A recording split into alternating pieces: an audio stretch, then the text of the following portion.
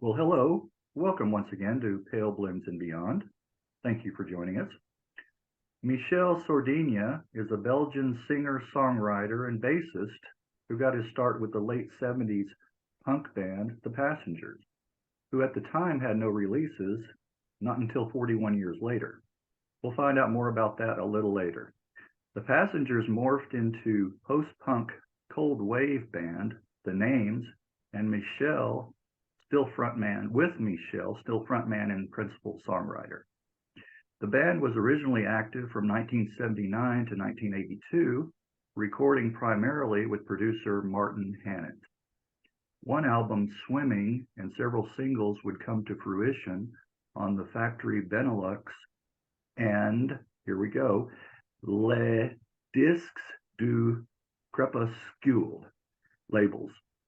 1997 saw four original members of The Names, along with a new bassist, form the band Jazz, who released the album Night Vision the same year. In 2007, the band reformed, and 2 years later, released their second album, Monsters Next Door. Stranger Than You, the band's third album, came out in 2015, and over the years, there have been several compilation albums. Well, welcome, Michel. Take us back to the beginning. Where were you born? I was born in Ixelles, which is a neighborhood in Brussels in 1955. Sorry, a very good year, very good year, and yeah, that's where I was born. Okay. Talk about some fond childhood memories growing up there. Well, I was only son in a family of people very interested in music, practicing music, but not as professionals. You know, my granddad was playing the violin quite well. He was a painter. And my dad was involved in commercial things, but he played the piano and the accordion. So I'm probably something came out of that. Also, the fact that very early on, I was brought to see concerts, jazz concerts, classical concerts, some French chansons françaises concerts too, and but no rock and roll, as a matter of fact. That started when I was 12, 13, and that started by my own curiosity and building up on that. And very soon I was not only, listening to music, but also wishing to play music myself. It started when I was 14, actually. Okay. Is that about the time that you picked up the bass, started playing bass? Oh, yeah, absolutely. I picked the bass so I could play along, my favorite records, which were, The Doors, mostly, The Stooges, Velvet Underground, Led Zeppelin. Yeah. So I started, I managed, to get my parents to buy me my first bass, which was a Hofner hollow body bass, so I could play, even without an amp, to play along those records. And then I wanted to have the real thing, so I worked, and I could save enough money to buy myself a Fender Precision that I still own, and that was my first, real big, expensive bass. Yeah, I've heard a lot of musicians that started out on that Hofner. I heard that. There was a red one, a beautiful guitar. Unfortunately, I sold it, in order to have enough money to buy the Fender, Yeah. I couldn't do something else, but I mean, I regret it because it was beautiful, and the first guitar. Yeah. Look at this. I just happen to have this over here. I didn't know that we were going to talk about this.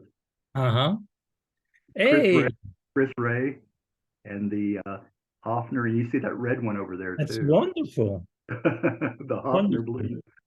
Yeah, mine was the When, hollow body yeah. one, with the holes in it, and that I could play acoustic.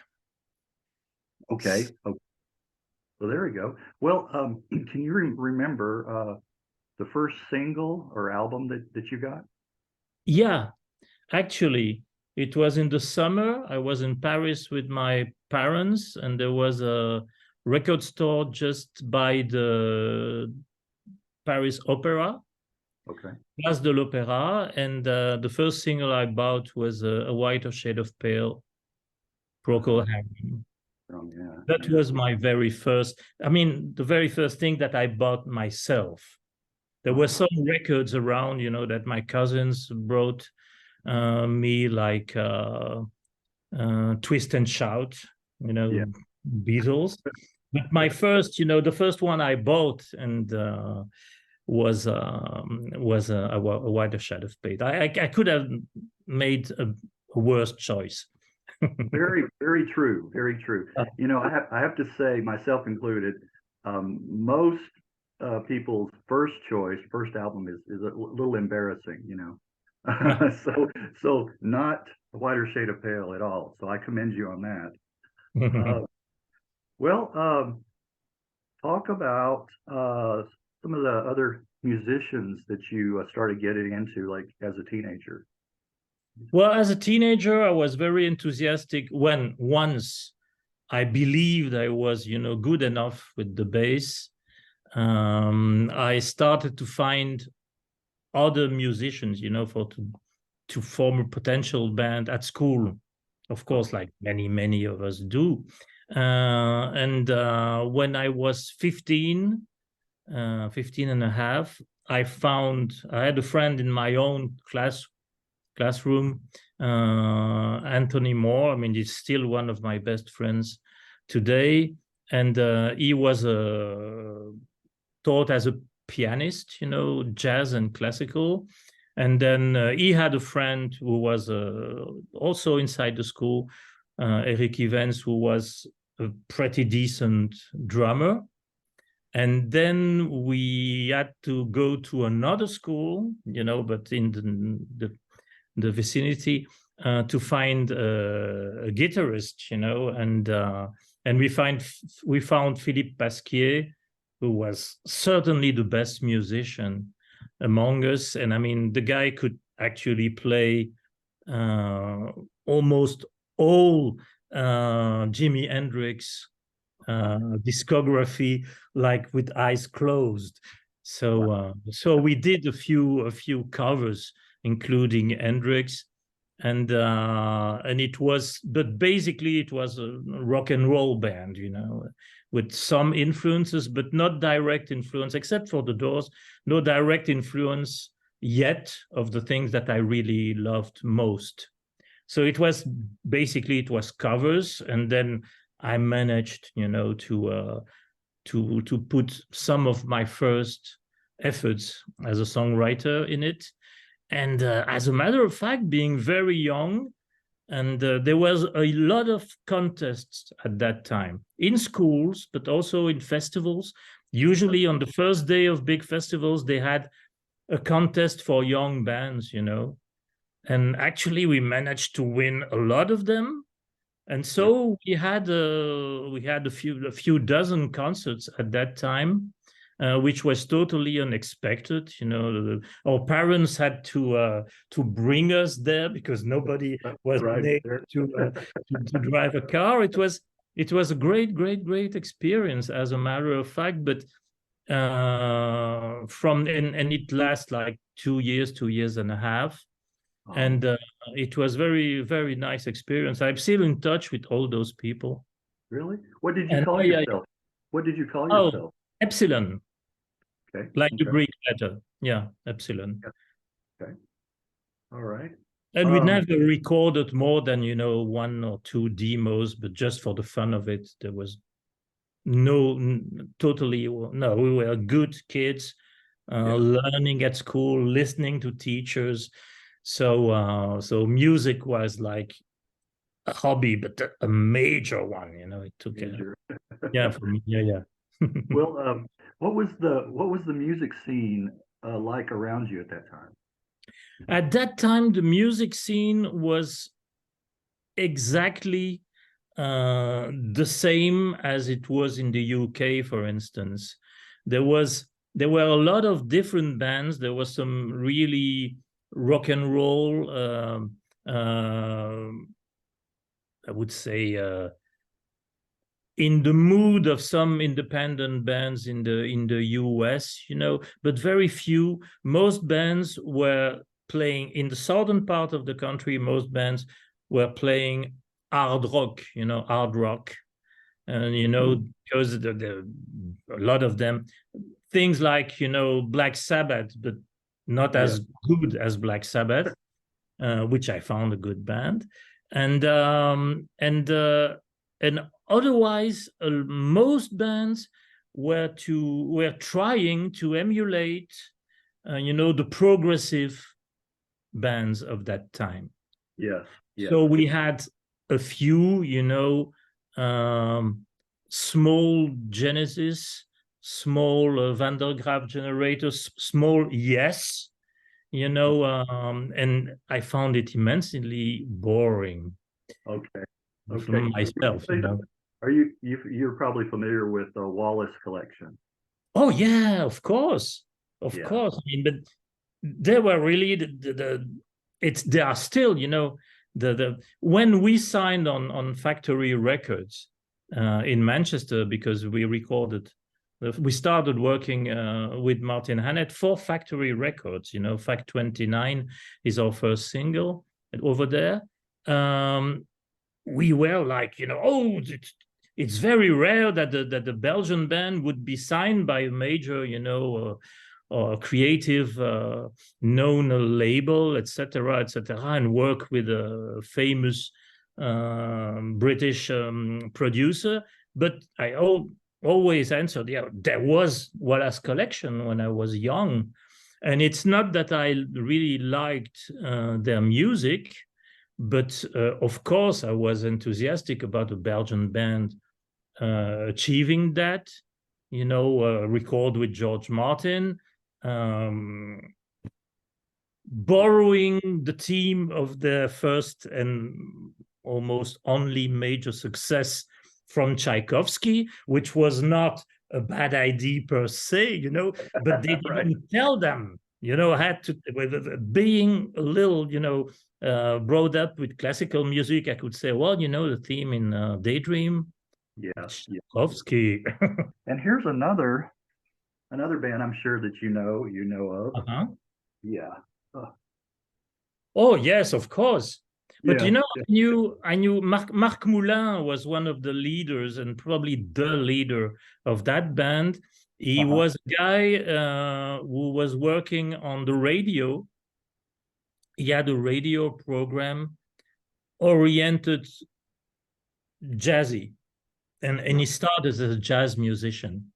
And then with two other musicians, they had this idea of very early jump on the electronic music wagon, and in a very intelligent way. It was both intelligent, it was both opportunistic to a certain degree, but also it was very fun because they actually took this humoristic distance that we Belgians like to have when we are doing things, well, not me. Well, yes, in my private life, yes, in my music, I wouldn't say that. But so telex became important, it became important. They even got to the Eurovision Song Contest. And I knew Mark quite well at that time because he was aware of the new punk and post-punk scene at that time. And I remember him coming to rehearsals, that we had just to hear what was around. It was before we ever cut a record. And then when we had a record, it played it. And I mean, he was, and he died early, sadly. An early death. Was early death. And but Marc Moulin was he was brainy guy, a good keyboard player, and Telex was really something very Belgian, Yeah. very conscious of being Belgian, but also it was quite good. It was well made. Yeah, I remember I used to go to an import record shop here, and they had all the 45s. They had a lot of 45s and LPs. Mhm. But I remember getting their "Haven't We Met Somewhere Before?" Do you remember that song? Haven't we met somewhere? Yeah.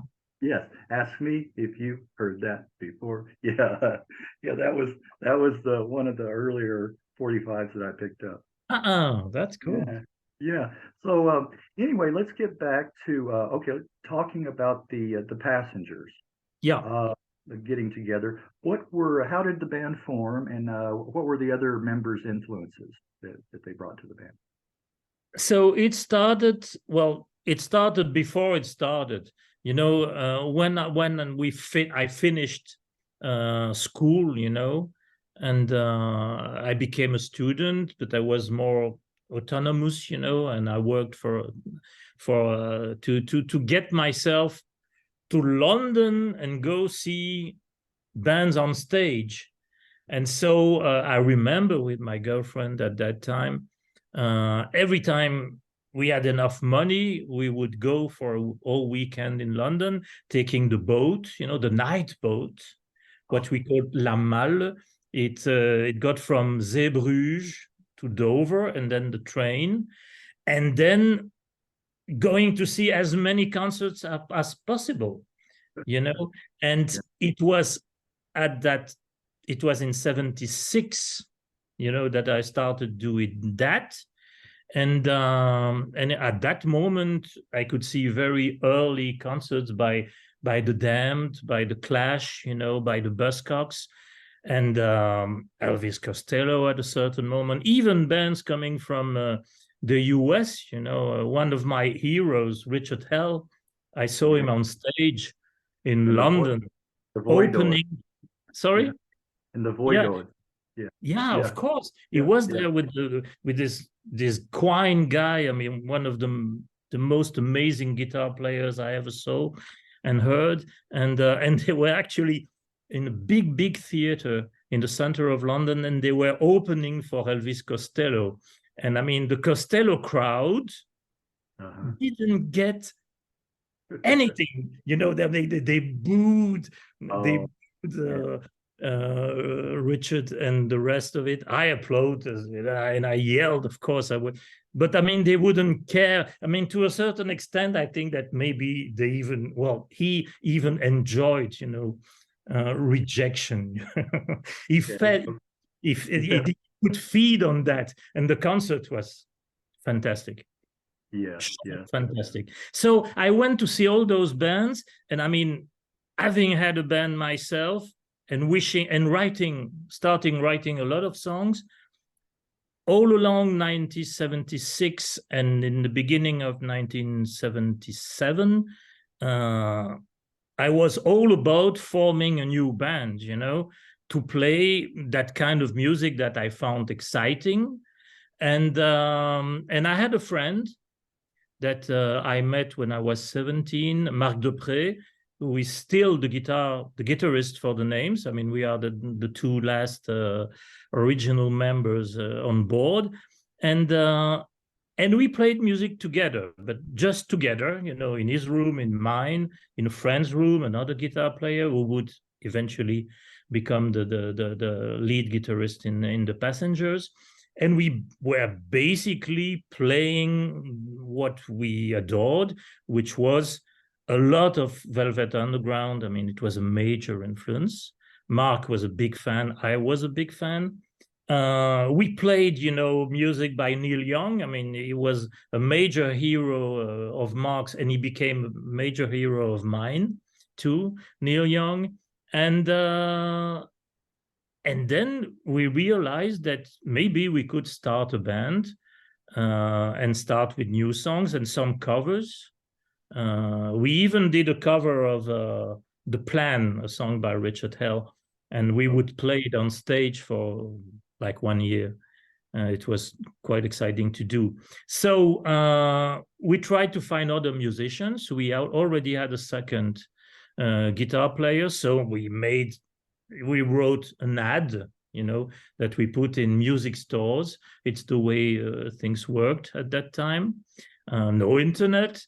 So and so we had two very young, people contacting us. First, Christophe Dontant, who was, I think, 16 at the time, a drummer, still at school. And later he would become our keyboard player. He started in the passenger, there were no keyboards. He started as a drummer. And then we had to find a singer, because I was like not very comfortable with the idea of fronting, not yet, not yet. I don't know, it would happen quite soon, but I mean, not yet. And so we were trying to find a singer. And then we got a call by a 15-year-old girl from the southern part of Brussels. And I mean, her parents would allow her to be in a band, and so she, Isabelle Henry, and she became our singer.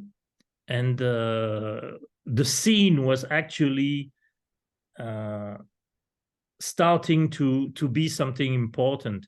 The punk, and there was a punk scene. Basically, some bands were playing like more popish, accessible stuff. Some bands were playing very, very, very noisy stuff. But most of the new scene was punk, and not yet post-punk. That had to come.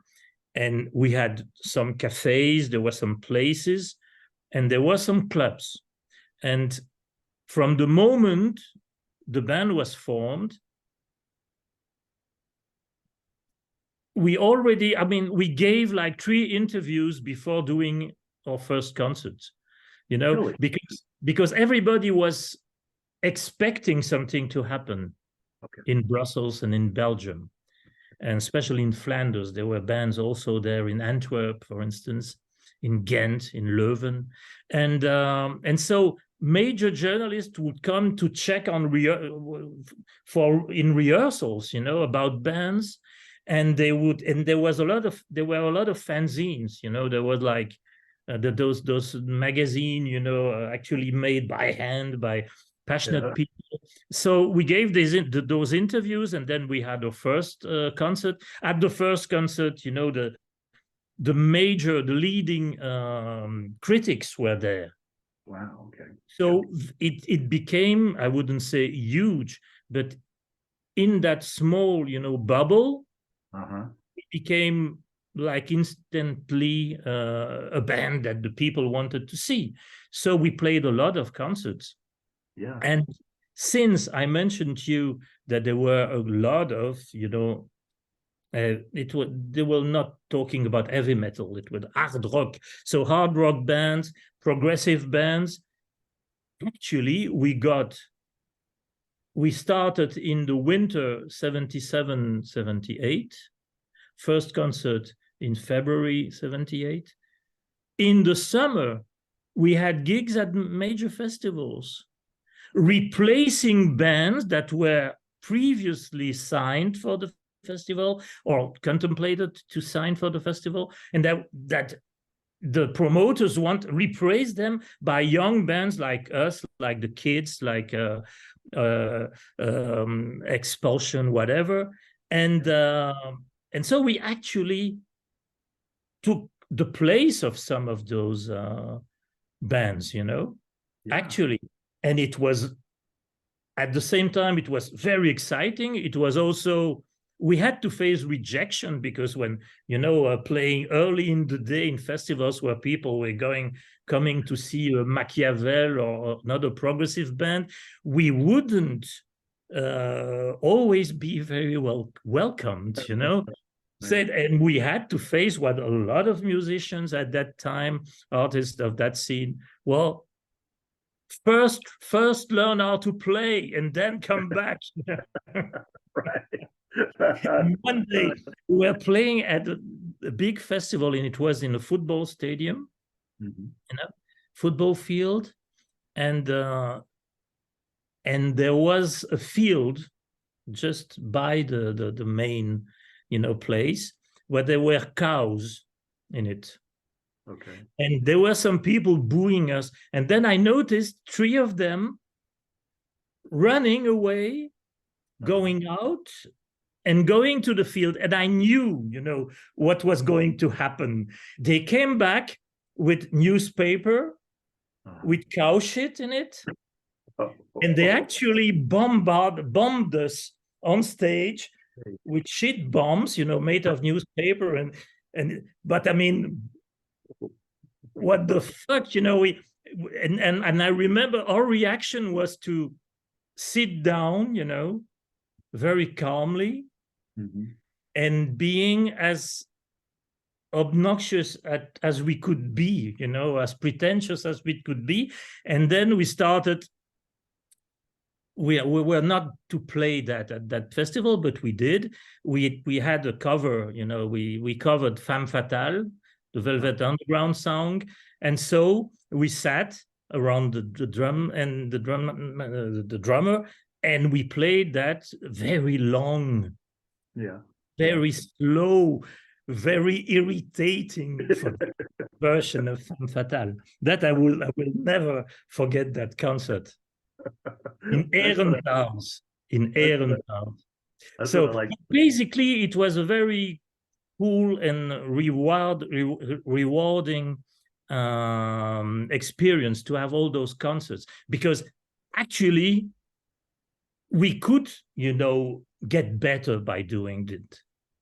But it was exactly that, as the same in the UK, and the same even earlier with the New York punk scene, that actually you could go on stage, you just bought a guitar and you're okay, let's play. I play my song, etc. If you don't like it, fuck you. But while playing, becoming better and better and better. Right. And also we had this advantage of having a very beautiful young blonde singer. So the press say, oh, this is the Belgian blondie. Okay, is that what they call it? Yeah, we had to be something, the new Belgian blondie, the new James Dean. Us, it was Belgian blondie. It lasted like the time I took to want to change our music a little, to go in a direction that would be obviously post-punk rather than punk. And to front the group myself. Right. But the time that Isabel was on board, it was really, it was fun. It was really fun. And there were some people were jealous, but basically, we bowed ourselves, we did build ourselves a following. Okay. And when we changed our music and the name of the band, well, people knew it was us, and we could still build on that, playing in bigger theater, bigger venues, the opening, because it was a key thing. We were still the Passengers when we did that, but in May of 1980 or 79, I can't remember. We played as supporting act for a magazine. Magazine was certainly a major, influence, and certainly it was one of our favorite bands, and they were very, very supportive of us. The place were crowded. It was almost 3,000 people, incredibly enthusiastic about magazine, but also about us. And we got a very big gift from Howard and the boys, because they actually watched us sound checking. And after the sound check, they went to their crew, and the crew went to us, and they said, well, they just decided that we should give you full volume at the mixing desk, which was very, very rare, Right. because the leading, you know, Headliner. the headliner would hate, you know, the first band couldn't have the same volume. There was a Right. mark, you know. Right. They would turn it down. They would. Yeah. Yeah. And not only that, they asked us about what we would feel about the light show, because they also were told to give us full light show. Okay. So Okay. I say, well, we like red a lot, we like white a lot, and we like lights when they're coming from below, you know. Yep. Something that Echo and the Bunnymen did and are still doing, which you get so you have, it's a little ghostly image. And I mean, and they had all the stuff and they didn't have to change. They just used, you know, the lights and so it was a key moment. It was a moment we gave an excellent concert. We were really helped. We get, you know, pushed by magazine generosity and enthusiasm, and all the press was there, and that's the moment when from then on we were like expected to do something big. Right. It was a key night. Well, let's back up just a little bit. I wanted to hear about this. Back in '77, with the Passengers, there were songs that were written and played live, but then not recorded until like 41 years later, All Through the Night and Queen of Weird. Well, Queen of Weird was written like in 2018. It was written especially because I wanted a new song to go with the older songs. Oh, okay. And also, I mean, this song is related to a personal experience, but it also a sort of a homage to Lou Reed. You know, I really try to emulate this style with this song, which I think I did to a certain certain extent. But the other songs, I mean, we always had a lot of songs. With Christophe Duntant, our drummer at the time, and then later on the keyboard player for the names. He had lists, all our set lists compiled. And he told me, and that was amazing, because all those songs are existing on music sheet. Because at that time, if you want to go to you know, the official music society, I don't remember what is. It's in SACEM in France. It's SABAM in Belgium. You know, the ones that are collecting royalties, etc.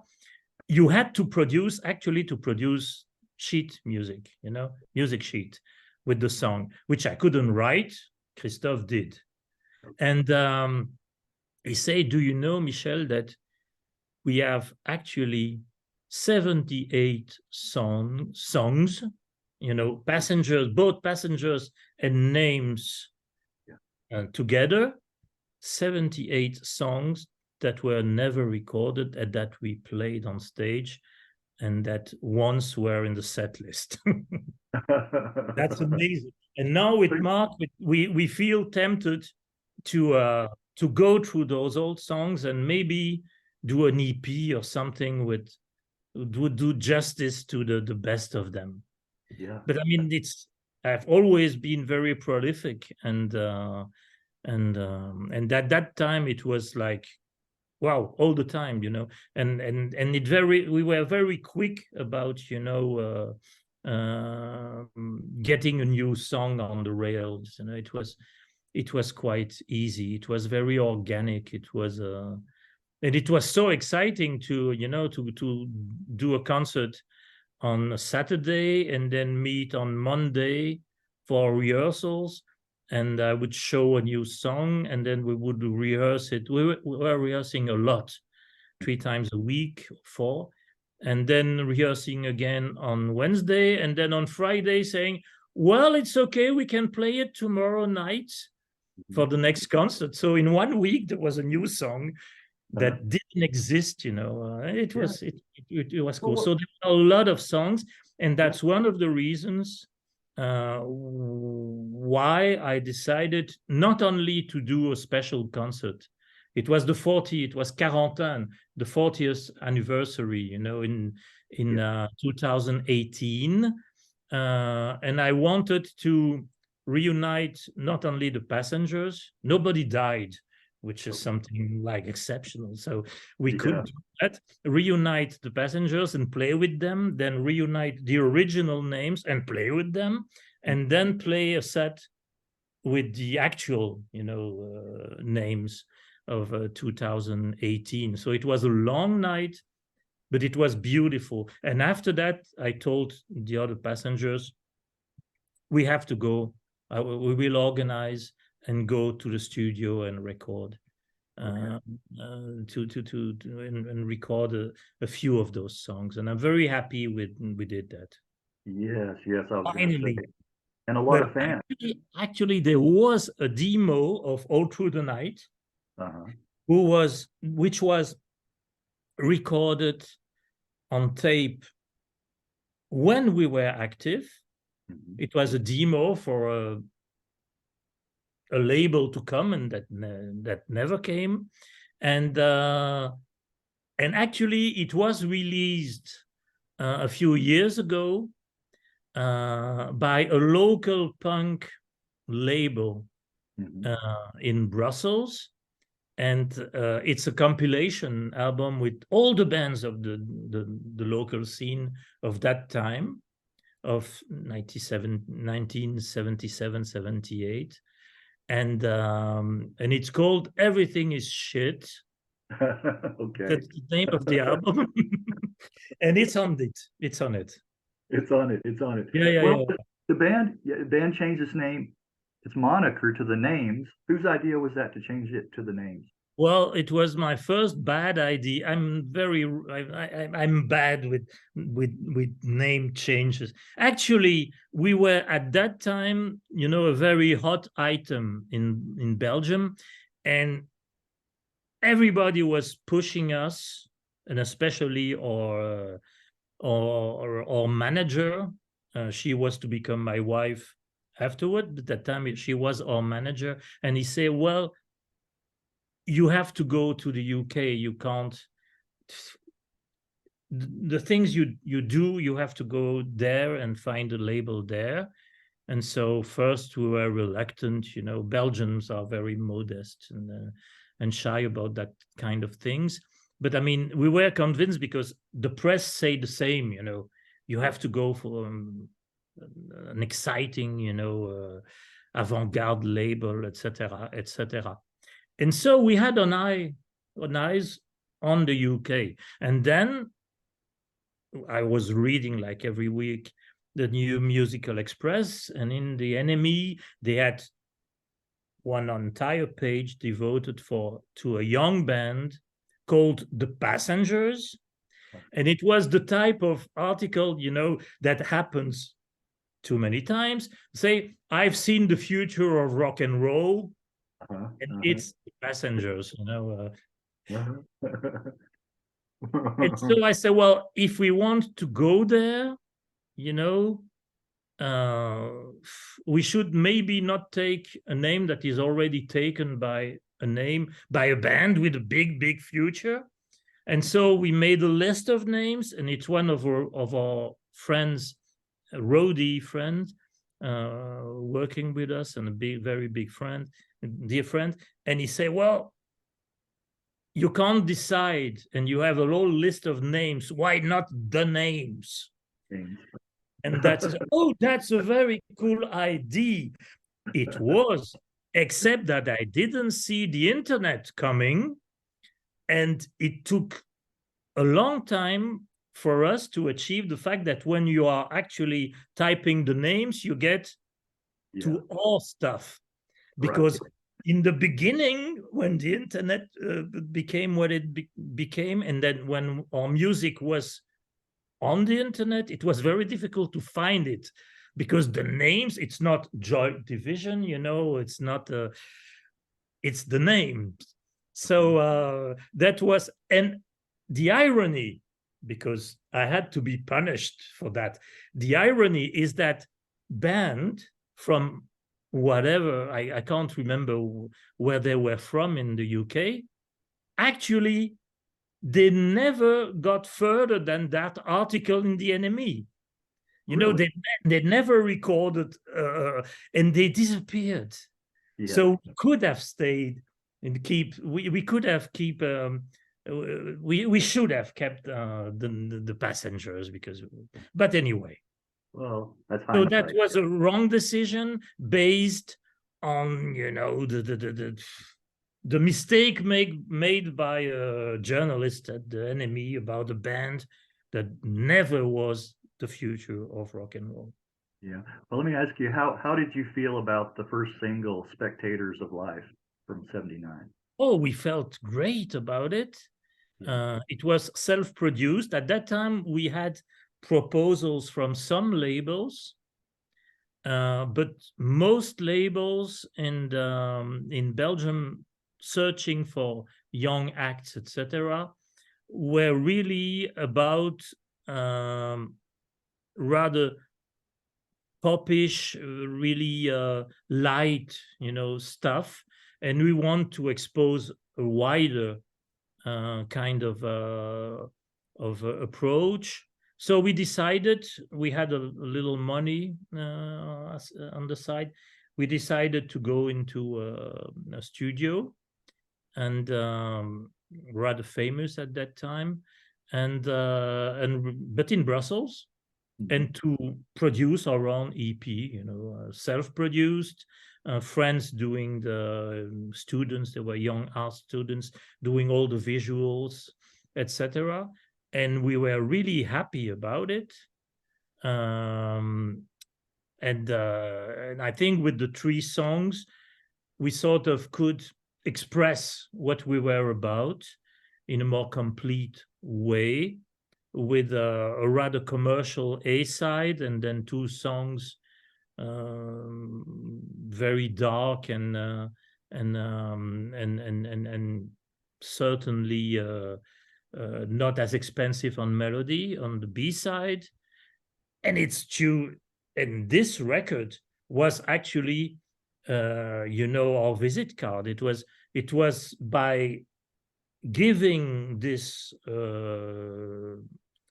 EP to Rob Gretton, the manager of Joy Division, and by sending it to, because we had 2 labels actually in mind. One was Factory Records, the other one was Fiction Records. Okay. So because of The Cure, and because of another band called The Passions that I really loved. Met them when they came, and we recorded. Sorry, I said I'm in love with the German film star. Yeah, we actually covered that one later on. It was So Fiction. So Rob Gretton, he came with Joy Division to Brussels for a concert. So we just went. We knew the promoter. We went to say, "Is for you. Please listen to it," etc. Very nice guy. But I mean, Chris Parry, the boss of Fiction Records, he didn't come to Brussels, so we had to send the thing to him. But actually, the great thing, a little bit annoying, but great, was that after we got a phone call from Rob Gretton, like 4 or 5 days later, saying, "Yeah, well," with the big, North England accent, say, "Well, Martin loves you guys. He wants to work with you. So, would you be free to come to Manchester and work with us?" I say, "Yeah, etc." "Oh, that's cool." Tony Wilson was the boss at Factory Records. He will be coming to Belgium in 2 weeks with a certain ratio to the same venue, and he will be there, and then you can organize for the recordings, organize for the contract, etc., which we did. But after 3 or 4 days after Rob Gretton called me, I got a letter from Chris Parry saying, we are very much interested in the names. Could you come to London? Do you have more stuff you can make us hear? You know, so actually we had to pick between the two. I mean, it's like, you know, horribly arrogant, you know, to tell that. It's totally true. And so we decided to go for Factory Records because of Martin Hannett. Mostly because probably also because of whatever happened, you know, non-musical about Factory Records. The fact that they gave, you know, numbers, you know, to a poster, to an exhibition, to a concert. So we are Fact 29. Fact 28 was maybe a poster, you know. It was, and also, you know, some people were. There were some things that I liked, you know, the Dirty column, you know, very few people knew. But for me, you know, Benvenuto, I was I was by my grandfather and by my father, I was fed on stories from the Spanish Civil War, etc. So I knew everything about, you know, anarchists of that time, and of course about him. And so when people say, "Well, is it Factory Records?" They look like extreme right wing. I say, "Well, fuck, you know, it is okay." But anyway, so we went for Factory, and we were right about it, because if we were going to fiction, probably we would have had more success at that time, commercial success. But probably we wouldn't be around today, because if we are around today, it's of course due to our songs and what people find, and how they are moved by the songs. But it's really vastly, hugely, because we are part of the Factory legacy. You know, that's why when we go to Italy, Germany, France, and play, and people come to see us, they come to see us, but also they come to sort of to see a Factory band, you know, still alive on stage, and to for the older ones to you know, to be reminded, and for the young ones to discover. Because, and since, you know, almost everybody died at Factory. I wanted to say about Factory, I think that was genius for them to call every release by a number, because it had that intrigue, that kind of mystery about it, you know, and it made you want to look into it, like, what is this, you know? Yeah, absolutely. Like intriguing. Yeah. You want to and discover. Also I was very, you know, for me, I was very excited about their anti-commercial attitude. Yes. You know, when we released Night Shift, so the Fact 29 single, Night Shift, it was single of the week in the NME. And I got a phone call from Tony Wilson like 2 weeks after that. They say, "Oh, that's we have great news. You know, the 10,000 copies are sold." I say, "Oh, that's great. And you know what?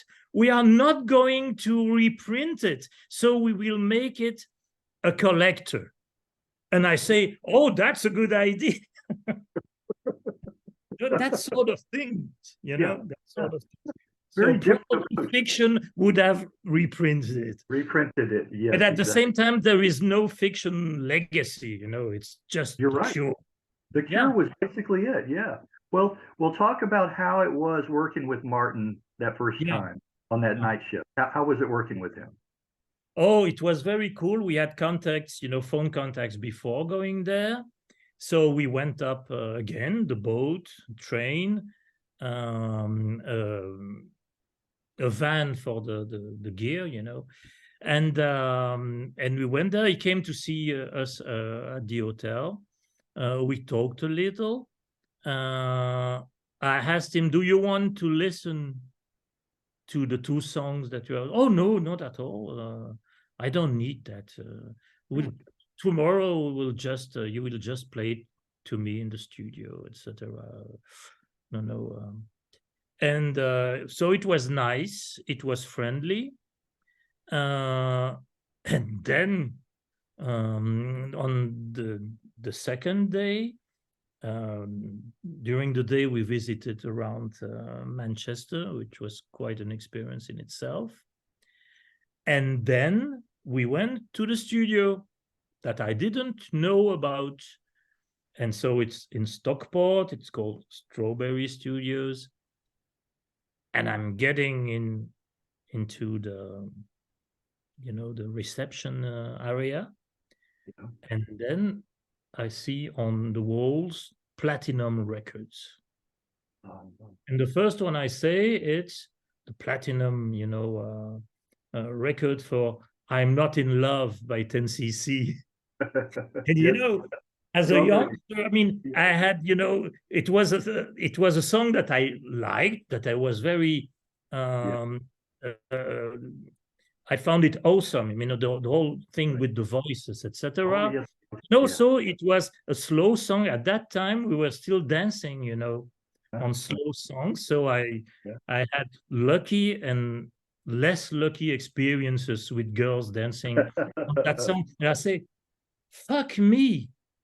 It's here that they oh yeah, of course, you didn't know. It's their studio. They actually started it, etc., and recorded it.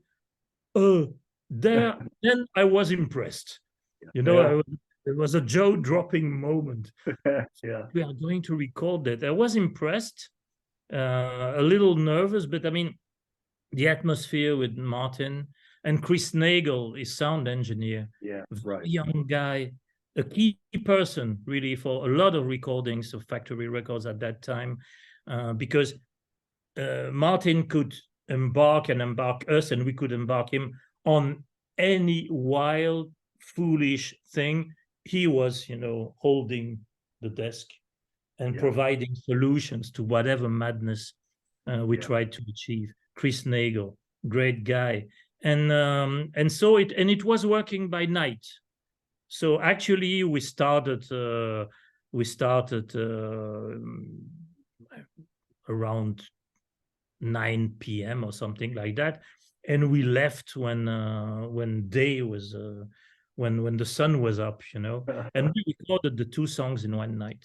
One night. And one night, and with the very peculiar way Martin would work, because he worked not in mysterious way, but in unexpected ways. Yeah. Yeah. The first production that I remember from Martin was OMD, Orchestral Maneuvers in the Dark. Yeah. That was my first. My first one, it was the Buzzcocks. It was Spiral Scratch. Oh yeah, that's good. Yeah. That's very, in a book I read a very interesting anecdote about that, because Martin was not known at all at that moment. He was just a young sound engineer that was available. And so Howard Devoto was still in the band at that moment. And they went into the studio and they recorded Spiral Scratch. And also, boom, one night. And then in the morning, they were like desperate. The label was desperate. Everybody thought that, well, it's just shit, and we don't have the budget to redo it. It's a catastrophe. They even argued between themselves, and there was only in the room there was only one person smiling. Martin. Yeah. And the night after that one, they gathered into the studio to see if something was possible, if something could be salvaged out of that session. And Martin actually had done the mixing of the thing. Yeah. And he had them listen to it, and they were like, it's he could make wonders, and certainly they were not as bad as they thought they were. They were, yeah. Have you Yeah, seen my I like the speaking of, Disques. have you seen my interview with Steve Diggle? Have you watched that? No, I should. Yeah. I'm I don't thinking, remember. It was early, was it earlier this year? Just go to my link and just scroll down until yeah, you yeah, yeah, I you see. will. We had some technical issues, and I put a little note in there. It was on his Uh, end. It was on his end, but I went ahead and kept it anyway because there's a lot of good in there. And he talks a little bit about Pete Shelley, and what he meant and everything. And then also Barry Adamson. I talked with Barry Adamson, so that's another one. You might check that one out. Those two out. Absolutely, I will. Yeah, I, when you have some time. yeah, yeah, by tomorrow I have some time. Okay. I wanted to ask you about what happened. You were supposed to support a certain ratio in Manchester in 1980. You remember what happened? Yeah. What I remember is that for a long time I thought it was a joke, that people were playing on us. Basic because actually we were supposed to play, except nobody told us. Oh, really? And a lot of people say, well, yeah, I mean, how do you feel about this idea that you were scheduled to play and that finally it was New Order's first live gig, etc., etc.? I say, oh, I didn't know. But that's how things worked. Sometimes there were people going from Manchester to Brussels on a more regular base, especially Annick Honoré. Probably Annick. I mean, she Yeah, was yeah, Jan's girlfriend, and yeah. she was a friend of us. And she was like the male woman between, because they didn't want to have things sent by mail, so they trusted her. So she went up there, and then she came back with tapes, etc. When we needed the tape to do, uh, you know, uh, a television show, things like that. The playback tape she would. So probably they decided to invite us. We weren't told because maybe she was going to tell us, and I don't know, but before she left, they decided to change it. But so everybody in the band was surprised that that story was around, and it had, for people very well informed, to confirm me. But I mean, we Yeah, would have been delighted yeah. and then devastated, but we didn't we didn't really know about the thing. Oh, okay, okay. Yeah, that's for Uh, the anecdote. yeah. Oh, okay. Well, I think I like your third single, Calcutta. I Hmm. really do, like that. Especially the instrumentation on that. The beginning, and it kind of it makes you feel like it's kind of that ethnic sound, the guitar and everything. Yeah. Yeah, Dun, yeah, yeah. yeah. But on that one, because on Night Shift, for instance, and especially on the B side, I wish I could speak your language. Martin's impact was enormous, because he heard in our music things that we didn't know were there, and then he got it underlined, singled out, and it was really really important. With Calcutta was basically what it is before actually Martin mixing it, because we recorded it in Belgium Mhm. and we sent the tape to him. Well, actually, Annick Honoré brought the tape to him, and it took months, for post prod, because Yeah. I don't know. Very strange things, happened at Factory Records, and they even lost, in their vote. They are they are very important recordings missing. Really, really. Yeah, yeah, that they had to find people who actually had like, playback tapes, as I mentioned. For instance, there were a few songs by a certain ratio. They couldn't find them because they wanted to reprint and they couldn't find the tapes, the master tapes. So we had a factory Benelux to produce, to send them, that smaller tapes. So everything, a lot of things happened. And the delay on finishing Calcutta was huge. It was, I think, like 6 or 8 months. But we recorded by ourselves. So there was no intervention from Martin in terms of, maybe you could play this, maybe we could use this, etc. So his production, his mixing work is great, but the song isn't that different from the song that, like, we played it on stage. Okay. All the ideas were there, so it's rather faithful. He just had the right treatment to make the song, as glorious as it is. It's our biggest success ever, Calcutta.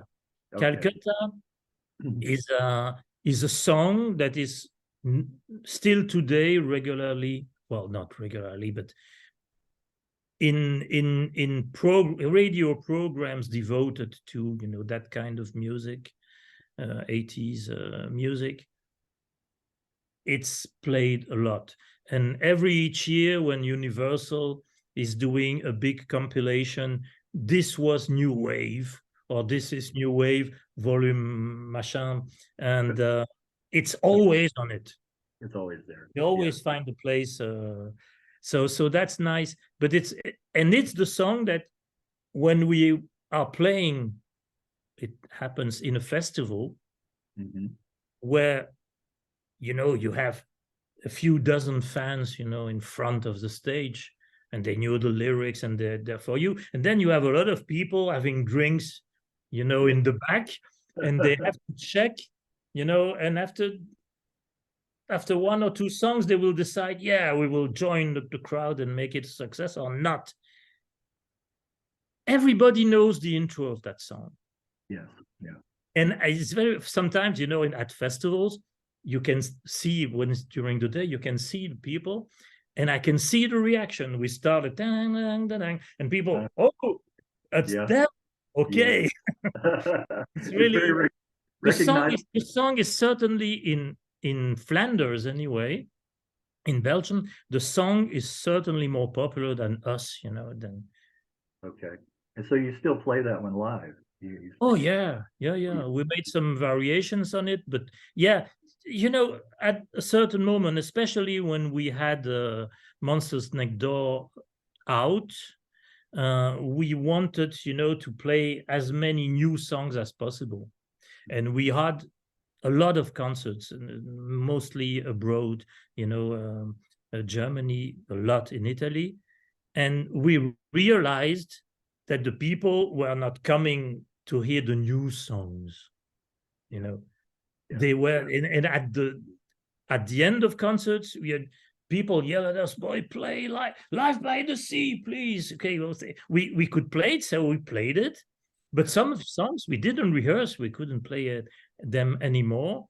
And then we adjusted to that. There was a certain debate because some members of the band say, well, but it's very like, we are about the songs that we are doing now. I say, yeah, maybe for us, but we have to respect, people. And then we started with the internet to get, wished lists of people. Well, it's been, I have seen you 3 times. You never played This Is Harmony. And I love that song. I say, well, yeah, This Is Harmony. Yeah. And we are playing it a lot now. I mean, and a lot of them were by requests, Right. And so now we know that, we have a concert coming up. We have an EP coming up. There will be in the concert, only on the set list, only one of the 4 songs on the EP. Yeah. And the rest would be songs people know. Yeah. I was going to say, no problems with that at all. There's an art to setting up a set list. You know, in Uh-huh. concert, you want to interject enough new material, but then you also want to have the favorites, the old favorites. So there's an Yes, of art course. to doing that and an order to doing that too. Yeah. Yeah, yeah. And we Yeah. we managed to do that. But I mean, I was last year I went to see Joe Jackson. A friend had a Oh ticket. yeah. So Yeah. I like Joe Jackson, but Oh yeah. probably I wouldn't have, wished to go absolutely. But he said, "Well, I have two tickets. Come with me." I came with him. It was a very nice evening, and he has a lot of albums. And he was introducing his songs and say, "Well, this is a song coming from this album." No reaction. That was released in 1988, and suddenly someone say, "Yeah, oh, okay, you are the guy who bought that record," The So, one guy. but he had almost half of the songs were not well known by the audience, Right, right.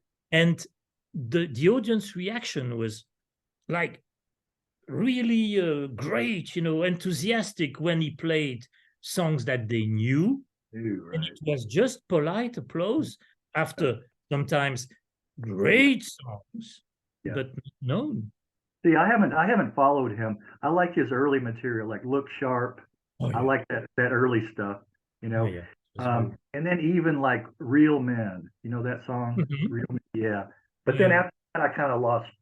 I didn't follow him anymore, you know. So You got, I would be the same way. I would be like, I don't know that song. I yeah, don't know.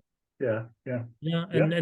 and but I mean, he went to things less immediate, Mhm. more orchestrated, Yeah, jazzier, right, you know, and right. but still, I mean, he has a certain way. His songwriting is Yeah, like almost immediately recognizable. And also, I mean, at that time he was so exciting on stage. Now yeah, it's a little bit different. Of yeah. course, we are old.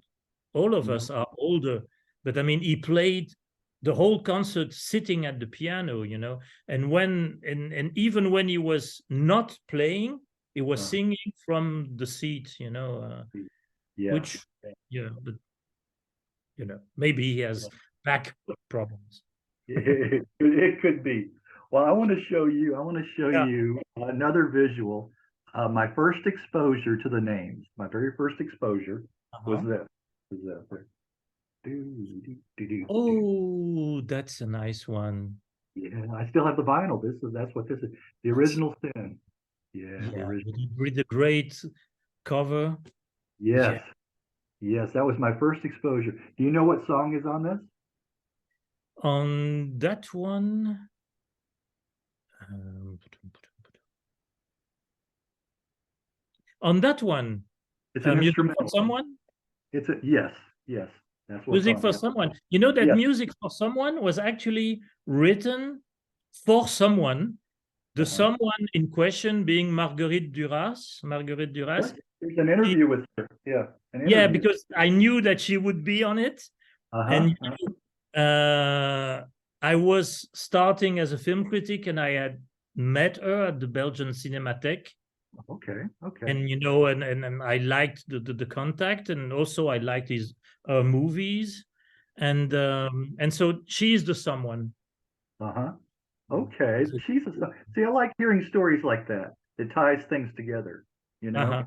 Um, and you mentioned earlier Durutti Column, Vinnie Riley, Party, the song that's on here, Party, is my all-time favorite Durutti Column song. Yeah. I heard it on here, and then ever since then, I've loved that song. You know. He he's really a very nice person. I Yes. mean, when touring with some of the bands, etc., he was always the most accessible, the most, the friendlier, Yeah.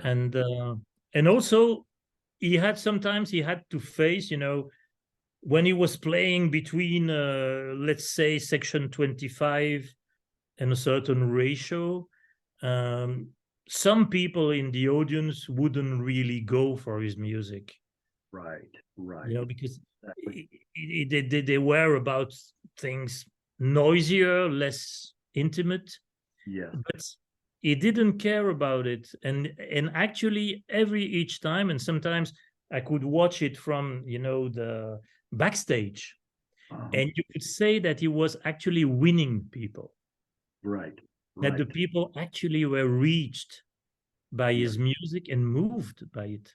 Yes. It was always all his concerts were something, More intimate. More intimate. yeah, Yeah. intimate, and he managed to get that, you know, and he managed to get it across, not for everyone, but Right. Well, yeah. I needed it in that time in my life. I needed to hear that kind of music. I mean, it was missing from my collection, you know. Mhm. And once that just that guitar, I mean, he is fantastic, you know, Yes. and the moves that he creates with that and everything. Well, let's move up to 1981. You sang on the Yeah. single "Soul Kitchen" by the band By chance. by chance. Yeah. How did that come about? Well, it came about by me becoming friend with a guitarist called Daniel Francois. He Mhm. was playing for at that time quite successful female singer called Jo Lemaire, and she went to much more pop, commercial, French variety material. But at that time, she was like in the punk, post-punk mood. And Daniel was, and we toured with them abroad also. We went on tour with them. I became very friendly with Daniel, and at the same time, Daniel had there was a time where, you know, things like uh, white funk Yeah. started to exist. You know, to had you had some you had interesting bands. You know, James White and the Blacks and things like that. Very exciting, very you know. With also horns, etc., and some very interesting um, efforts of getting, you know, getting funk Well, uh, a certain adapted. ratio, a Yeah, certain yeah, ratio they was did, doing. they did, Yeah. they did. Yeah. I'll say, Yeah. and so he said, "Well, I want to make something to create a new band, but it's not going to be a permanent band. I know that you're attached with the names. I am attached with Joe. I'm playing with her, and we get on tour a lot. So we will find musicians, and the idea was to make what they called." In the 70s, you know, 1970s, they call a super band, you know, band with people known from being in other bands. So we actually had Daniel. I was to sing and to co-write some of the material with Daniel. And then we had, of course, Marc Hollander, who is a keyboard player, a producer. He played keyboard, he produced, and he has also a label manager. He's the label manager for Crammed Disc. Oh, cram disc. Okay. Crammed Disc, which is still uh, alive in Brussels, and it was certainly with Les Disques du Crepuscule and Factory Benelux the most exciting label in Brussels at that time. So there was him. There was a bass player also from Jo Lemaire's band, and Philippe Maubert's the drummer, which who is an excellent drummer, already was an excellent drummer, able to do funk, and he was playing with a girl singer called Morane. She died, but she became a huge star in France, and he was, you know, he's a drummer. And then we had a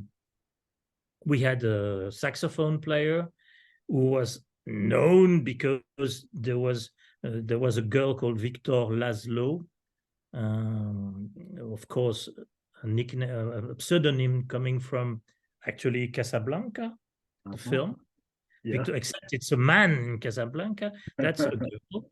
and she had a song called Canoë Rose, and it became #1 in all French-speaking territories. And this saxophone player was actually playing the solo that everybody was talking about. So we were, that bunch of musicians, and we rehearsed it a lot. And since people knew about some of us, since we were lucky to get to play at Plancard, we played a lot at Plancard with the Names, and all the factory bands were there. But we also played at Plancard. The place was packed, and we were opening for Defunct, Joseph Bowie's band, Black Funk. But Black Funk with a sort of not a white feeling, but with a certain kind of aggressiveness that was more linked with the punk and post-punk movement than the actually American black funk that was a little bit smoother, more rhythm and blues. And so Defunct, great band. And we were great. They were super great. It was a big success. So we got a few dates, and but we connected with a more intellectual scene. We did some things that I never was going to do with the Names, like, for instance, play music and improvise music and songs. But I had lyrics, but I improvised voices accompanying, fashion shows. Fashion shows, okay. So there was the catwalk, and we would sit, and be, down the catwalk and producing music. And there were beautiful girls, Did that go down well?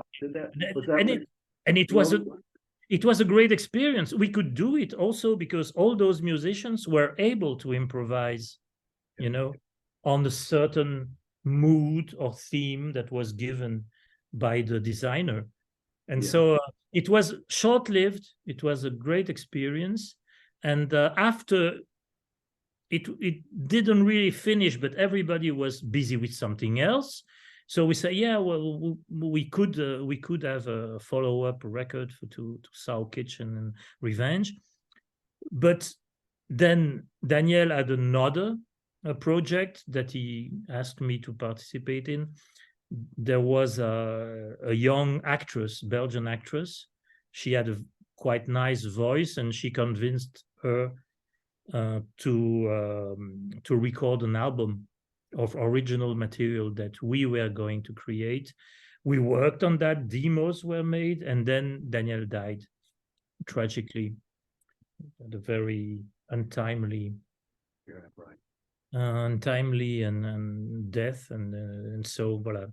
That stopped it. And he was a great guy. He had a very sad end. Well, back to the Names. Yeah.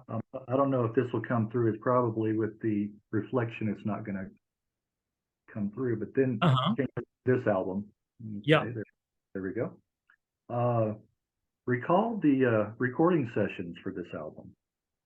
Well, the recording sessions, it was certainly the most interesting, exciting experience we had in studio. Okay. Because it was an album, so we had a few days, a few nights, as a matter of fact, in the studio, in the Strawberry Studios again, with Martin. But we had time enough to experiment on things. And so did we, and a lot of things. And sometimes there are even things that are actually attributed to Martin that actually he didn't come up with, like the idea of having, water noises between the songs, because it's something that I announced to the band even before, showing them the songs that were going to be on the album. Say, well, and there will not be no blank, no silence. It will be like that. Yeah. It was not Martin's idea. It could have been, because it was the sort of thing he would come about. But it was my idea, except I didn't know how he was going to do that. At a certain time, I said, well, he will use like stock noises, in a library of noises, things taken from a movie, a war movie with boats or whatever. No. And that is something that it was like amazing that night. Actually, he went to the bathroom. He put 2 mics above the sink, not the toilet, the sink beside the toilet. And the 2 mics, he organized things with Chris, so Chris would record, while Martin was actually in the toilet playing with toilet paper in the sink filled with water. So Martin was there. Sounds. Get those sounds in there. but I mean, he was full of ideas. There are a lot of his ideas, and of course, musical ideas, but also producers' ideas. Like, for instance, going out of the studio, going around the block, going to a house, because he knew that house, he had access to that house, and he wanted to record me singing on the staircase, because there was a special resonance that was, and he wanted, it's not that he hated special effects, but he wanted to produce handmade, effects. So we went there, and it was like, oh yeah, that's great. Should I read? No. The sound was perfect, etc. So that's that sort of things. Also, but that was in the Strawberry Studios. They had a few different rooms. One of them was totally covered with tiles, small white tiles, and the floor, the ceiling, the and the walls. And again, but that was something that musicians used, and 10cc decided to have that special room also because when you played an instrument like that, it was like special. The sound, the natural sound was special. And something that it was my great, probably my greatest memory with Martin. On Light is the last song, and one of my favorites. And the guitar sounds are amazing. There was even a debate, very saturated, very heavy sound, but difficult to understand how it is produced. And there were even debates on post-punk forums. And I had to intervene at a certain moment because people were actually arguing about whether or not the guitar sounds for the Jesus and Mary chain were actually coming. They were avid admirers of Martin's work, were actually influenced by the sound on Light or not. And people were exchanging dates to try to prove, no, Light was recorded at that moment. It became available at that moment. So it might well be that they took it for, no, I saw them on stage. It was before. Well, anyway, but to achieve that sound, I wanted to have a very big, saturated sound, except I didn't know how. Mark had taken with him, an effect pedal, a flanger. Yeah. Sort of produce that. Martin say, no effect. Okay, no effect. So he put Mark in the guitar's booth with 3 amps in series, 3 amps together. Yeah. Him on the guitar with a protection, because the sound with the 3 amps, was like. Loud, yeah. It was wow, it was Yeah. unbearable, yeah. But Martin didn't have protection. And I remember Mark playing the guitar on light and several takes, Martin kneeling in front of him, taking the guitar and shaking the guitar while Mark was playing. And that's how that amazing sound was produced. Yeah. Yeah. So the guy was incredible. Yeah. Incredible. It kind of goes back to, you familiar with Joe Meek? Sorry? Joe Meek, are you familiar with Joe Meek, the producer from the early 60s in England? I know the name, but I can't relate him to the Tornadoes. Uh-huh. Yeah, Telstar. Do you remember the song Telstar? Yeah. And the weird out of this world effects that he could get for that time period. Yeah. Yes.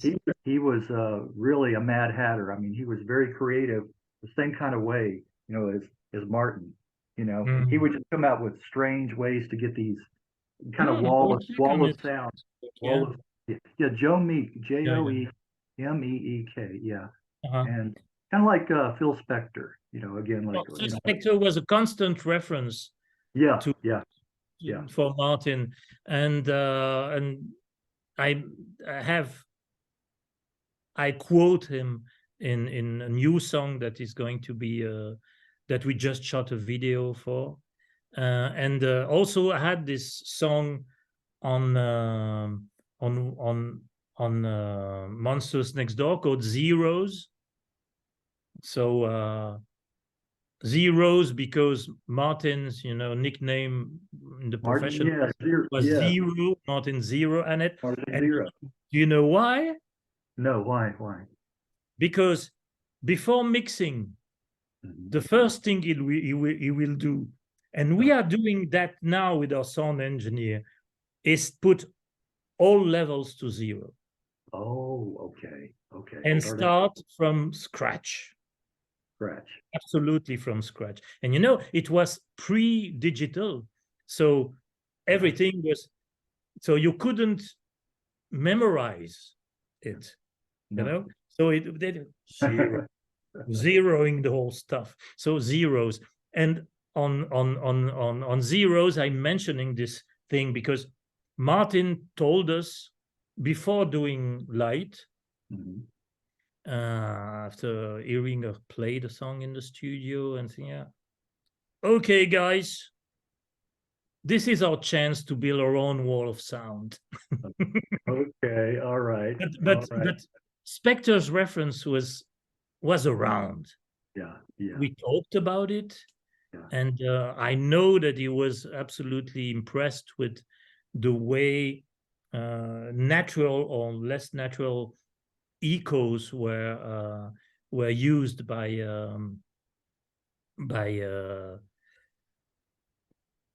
Zelder, and also it's Martin was he did things very different than the factory record stuff.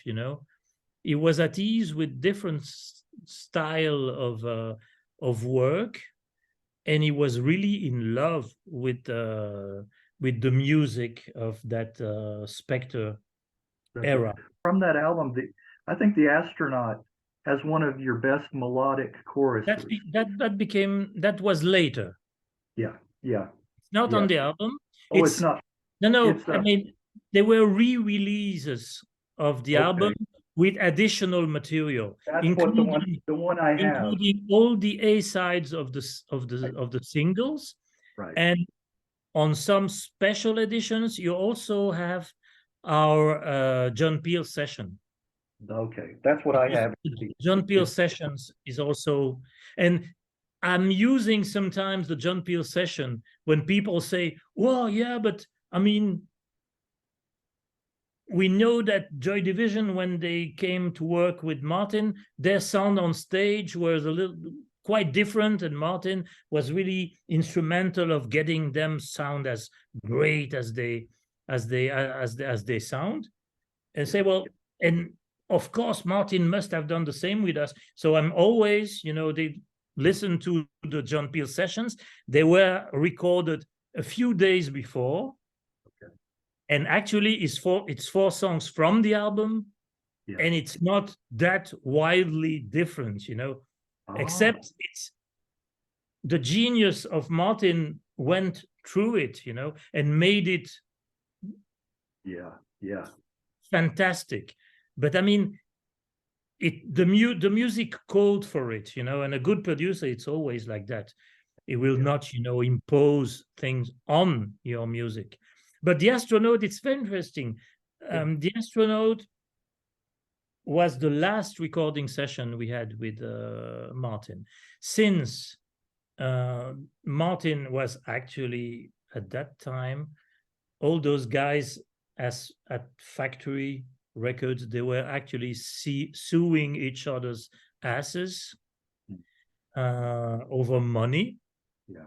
There is a great scene in 24-hour Party People, which is great. You saw it? Yeah. Yes. There's a great scene when they actually, they are around at Palatine Road upstairs, and there's a long table, and all of them there. And there's a moment when they actually crawl over the table so they can hit each other. Yes. It actually happened. It actually happened. Yeah. So there was no connections except our connection and friendship with Martin. So for budget reasons, it was still with Les Disques du Crepuscule or Factory Benelux, I can't remember. They decided to invite Martin to Brussels and to work with us on our own ground, and he liked the idea.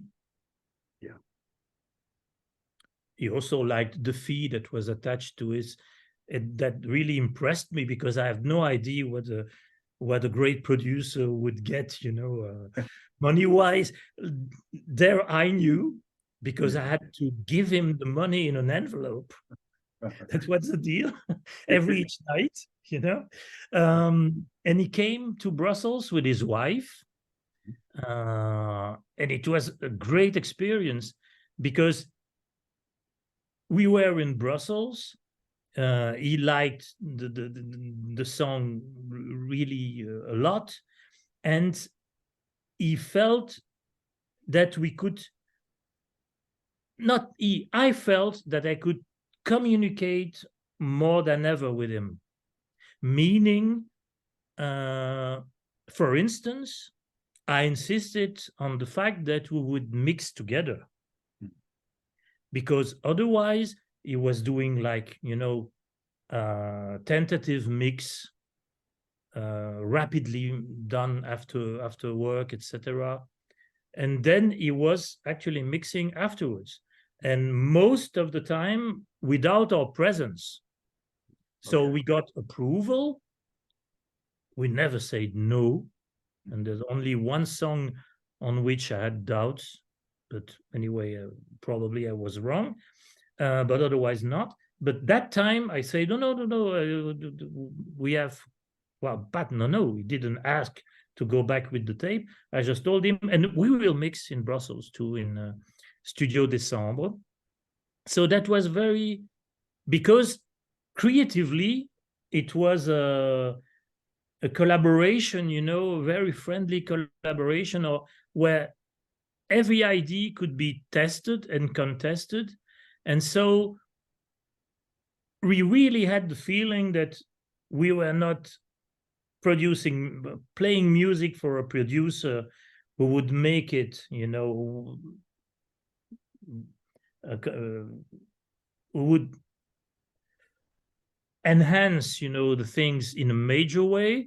We were like, it was like he was another member in the band, and it was really nice an experience from a human point of view. It was great. Also, his wife was there. She wasn't in the studio, but we had lunch, dinner, etc. with her, and actually, finally, he got the opportunity to tell us why he wanted to work with us in the first place. Well, he did. Okay. And that's maybe a little bit too intimate, but I mean, it was not only a question of us being exotic, Belgian band, etc., or really the music, but he was moved by some of the stuff that was on the EP, especially a very small song which is on the B-side called "The Drive." Okay. All right. He said he played it around and around and around. I had play, and that was a moment. Yeah, it was touching. It was moving. It was great, and it was the end of our collaboration with Martin. I think that he would have liked to work with us again, except that we stopped because commercial success was not around, because those of us, three of us, doing studies were actually did finish our studies. So we had to sort of provide, and find a honest job. Right. It was not difficult for me because I was as passionate with movies as I was with songs and music. So I started as a film critic and I made my way. Yeah. Well, So, I wanted to mention though on this one, you're right. It's swimming plus singles. So that's yeah, what it does. It has those extras on there. But it's on that LTM label, which is a really nice label for reissuing a lot of great stuff. Like is Paul Haig, Low Life, The Wake. The Wake is another really good, and yeah, Section yeah. 20, Section 25. Yeah. LTM brought us to life again, Okay. because we stopped in 82, 83 with and we didn't do anything excepting music between us for some occasions, big occasions, nothing again serious again. And then in the early 1990s, two things happened. Well, CDs happened, and James Nice was a fan of the band, and he wrote to me, would I have a label? I'm not a professional. He's a solicitor, a lawyer. Okay. But I mean, passionate with things. And I really would like to have your music put on CDs. Could you agree to an agreement between us so I can do that? Of course, I said yes. And he started to re-release our stuff on CD. Yeah. And if wouldn't have been James Nice at that moment, nothing would have happened.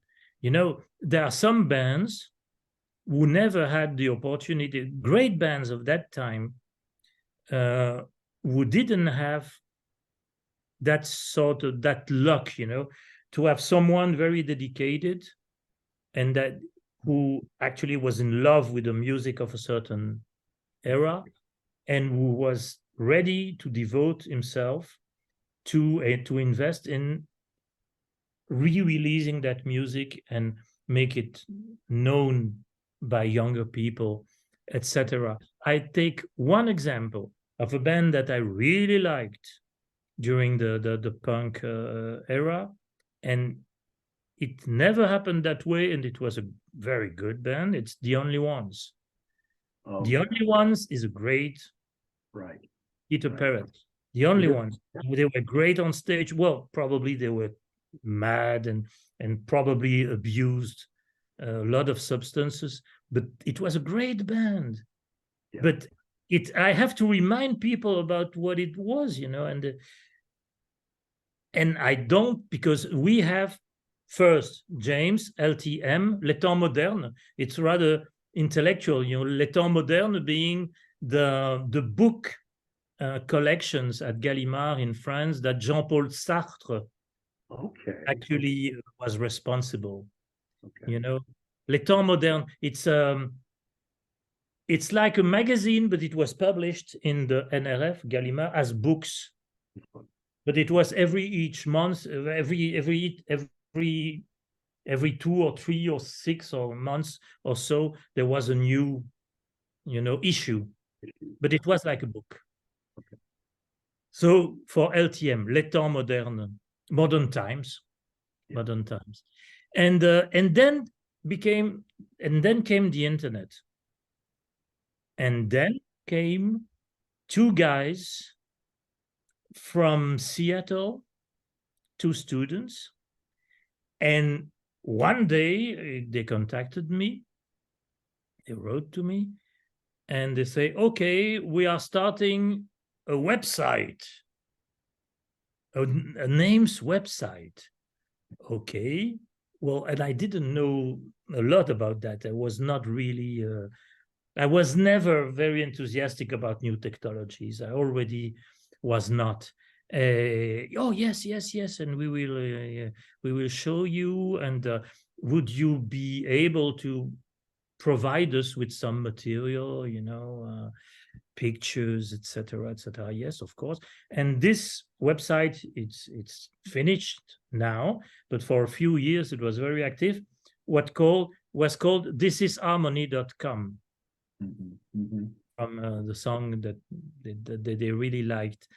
And from that moment on, we were present on the internet, and that brought interest from other people. So there was the second, that was the second key moment. The third key moment being the Factory Night event in Brussels in 2007. And it was just an idea, let's do a Factory Night again. And Frédéric Coton, another person without whom I wouldn't probably be there facing you, because the band had stopped again at that moment. He said, well, I'm doing a Factory Night, and I have to have you. You have to be there. Okay, a certain ratio would be there. Section 25, Crispy Ambulance, Kevin Hewitt, Peter Hook, DJ setting. Yeah. Let me stop you. Let me stop you. That's another. I talked with Kevin Hewitt too. Yeah, I love him. So you have him also on the... Write that one down. Kevin Hewitt. Yeah. You're going to be really busy Sunday. That will be a busy Sunday. Right. You're going to be busy. And well, I shouldn't say that. I should. Yeah, I can say it because I really love Peter. He's a great guy. And a great musician, and but his fee as a DJ on that night was actually the amount was more than the fee of all bands put together. Really? Wow. And he was DJing, and that's when people started to explain to me, first, Peter Hook is a big star, okay, and then the most important people now at festivals, it's the DJ. It's not, of course, and it still is. It still is. But it was a great night. But what the promoter didn't expect, so many people coming. So many people coming. Yeah. He expected like 700 or 800. It would have been great. There were more than 1,500. Wow. And they even had problems, with the firemen, because in terms of insurance, etc. I mean, they were too many people were there. Yeah. But they managed to sneak in, and I didn't expect. We hadn't played on stage since 1983, Mhm. last concert.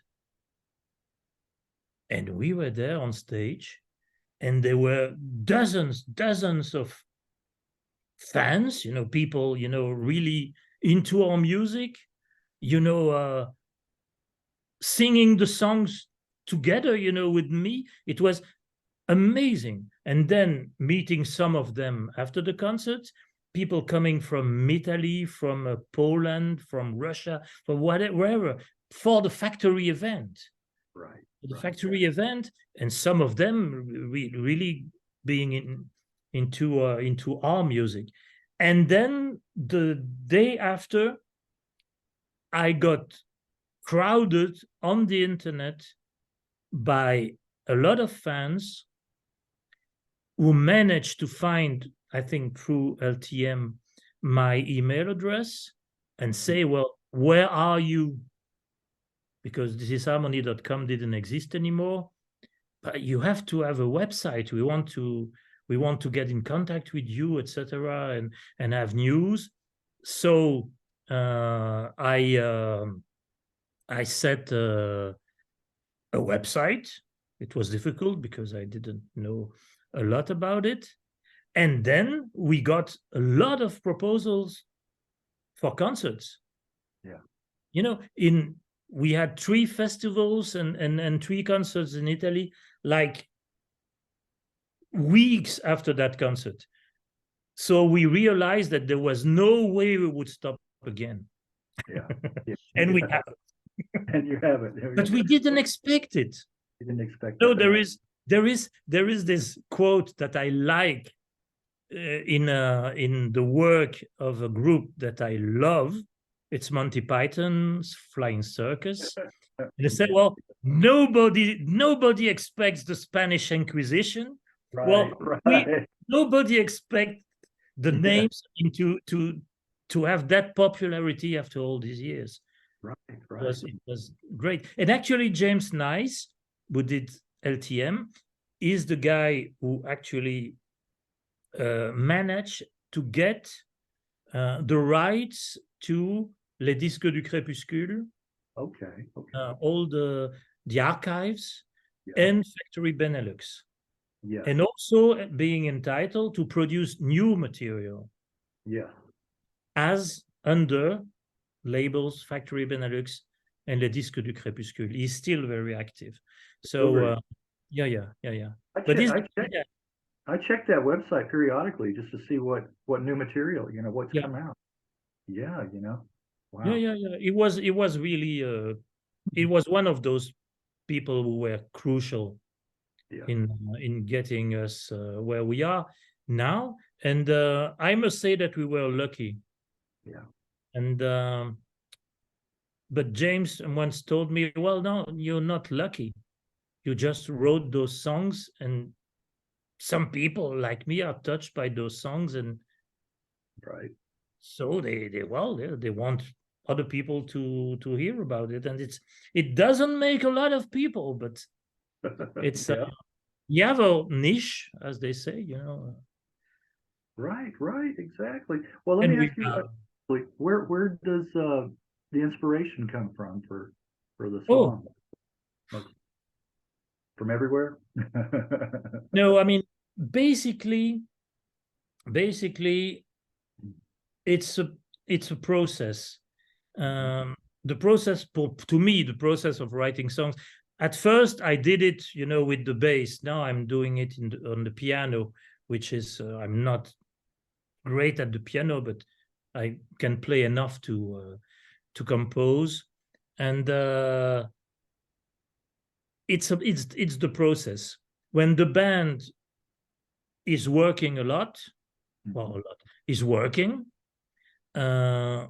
ideas can come while rehearsing. We never improvise, or very rarely, but I can come back from a rehearsal and have sounds in my head, and on the same night I would put it down, or take this and sing something. And then I have to find a title. And without the title, there is something missing. It's only a few years ago that I started to work otherwise. Otherwise, I had to have a title. And the title would bring the subject of the song, when there is one, and the sound and the lyrics. It was almost always like that. It started to change just before Stranger Than You, the double album, the double vinyl album, because at that time I had, let's say, a big depression, you know. And I was abroad, which is bad because you're not close to anyone that can actually help you to be better. And that's where my way of working changed, because I just had to write about things.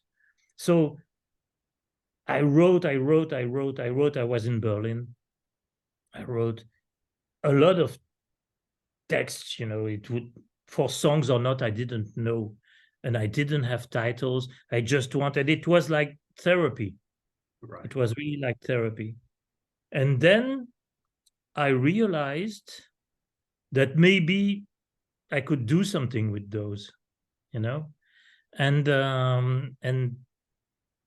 say 1/3 of the songs in Stranger Than You, on Stranger Than You, are coming from those long, very wild and cryptic, or not cryptic, full of anecdotes, text that actually just poured out of me. And so I'm now it happens that I'm writing about, I'm writing lyrics before having a music. Okay. It was music first. Now it's mostly words first, which is very liberating, because words can be free. I mean, if there are too many words for a line, but I will manage to sing them in, you know. If there is too few, yeah. Well, there will be a space, and I will adjust the music to the lyrics, which I didn't do. So you're never too old to change Right. certain things. And I must say that depression is quite a source for songs. You know,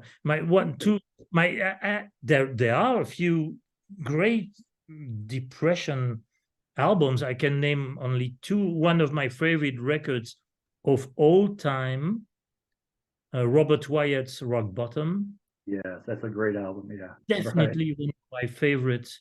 It's in my top three. It has to. And my best, I didn't hear them all, but my best record by Bob Dylan is Blood on the Tracks, which is a totally, you know, down, dragging album, but it's beautiful. Every song is like perfect. And there is a third one, Berlin, Lou Reed. Lou Reed, right. 50 years, I mean, 50 years from now. It was released in October 72. Right. So Berlin, same thing. And when I was in Berlin, with my depression and my words to become songs, I read a thing. I read about depression, and I had that quote by Dylan, you know, Bob Dylan, who actually said, probably in an interview once, he say, well, if you get depressed, if you feel that you are going to sink, don't try to fight it. Just let yourself sink to the bottom. When you reach the bottom, you will anyway bounce up. Right. And if you're lucky, you will have a few good songs. Right. Yeah. Once you hit bottom, the only place to go is up, you know? Like right? But it's true. Right. I never thought about it, but it was true. Right.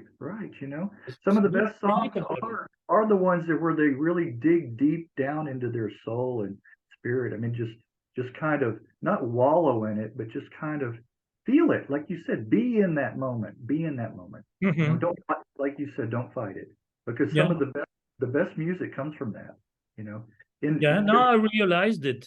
I realized. pain is beauty. There is beauty in pain. There really is. Mhm. Yeah, that's very true. Yeah. So yeah, I'm glad that There you are were. examples there are examples of that in Joy Division's music, That's right. That's right. really, yeah, and it's beautiful. Yeah. Very much so. Very much so. So I'm one myself that I enjoy the darker music, and the more melancholy. To Yeah. me, yeah, it's just to me melancholy means mellow. I just kind of equate it as mellow. Yeah. I know what it really means, but I like mellow music. Yeah, I like really, In dark and French, I don't know in English, but in French, in the 19th century, Mhm. people said melancholy exactly in the same terms that we are saying depression now. Question. Yeah, yeah, Say when someone was depressed, burned out, whatever, say he's melancholic. yeah, yeah, You know, yeah. Right. Edgar Poe, for instance, was a great melancholic. So you're right, melancholy, absolutely, Yeah. Well, and let me ask you it's a one more. beautiful Yeah, word. one more question. Yeah, We're running a little long here, but I've enjoyed it. I've totally enjoyed it. Do you enjoy writing music more or performing? I enjoy the writing.